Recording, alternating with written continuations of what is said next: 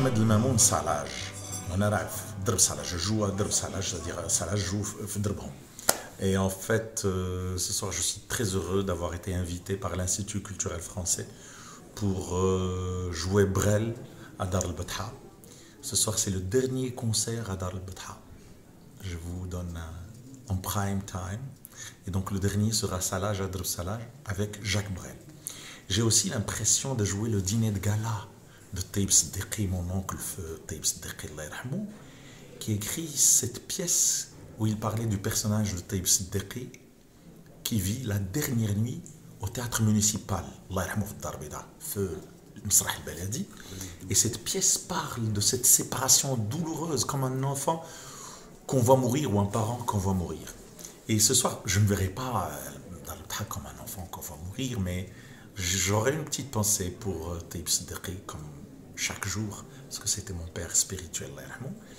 Et la passion que j'ai pour Brel fait que je veux qu'on se souvienne toujours de son répertoire, de ses chansons. Tout à l'heure, j'étais dans un hôtel 5 étoiles, il y avait une jeune fille à la réception, très bien comme il faut. Je lui ai dit, je chante Brel, vous venez, mademoiselle? Elle m'a dit, je ne connais pas Brel. Et ça m'a beaucoup chagriné.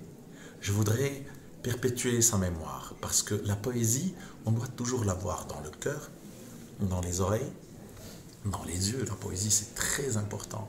Rida al-Rouh, disait Shawqi Mohamed Soliman, le premier directeur du conservatoire le conservatoire d'Arbeda.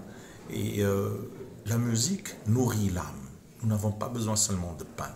Nous n'avons pas seulement besoin d'eau. Nous avons besoin de nourrir notre âme. Et le grand Jacques Brel disait quelque chose qui est très actuel chez nous. L'avenir dépend des révolutionnaires, mais se moque bien des petits révoltés. L'avenir ne veut ni feu, ni sang, ni guerre. Ne sois pas de ceux-là qui vont nous les donner. Les révolutionnaires et les révoltés, il fait la différence entre ces deux-là. Un petit révolté viendra casser quelques vitres avec des cailloux et semer le chaos dans son pays, comme en Syrie, comme en Libye, même si on sait que ça a été manipulé. Mais un révolutionnaire, c'est Jean Jaurès, qui meurt pour ses idées et qui enfante l'idée de donner les congés payés par la suite. C'est lui qui est à l'origine de tout cela, finalement.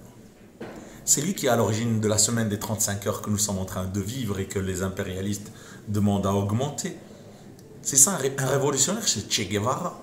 Un petit révolté, ça va être quelqu'un qui va venir essayer par la violence de changer les choses, alors qu'on ne change que par les idées.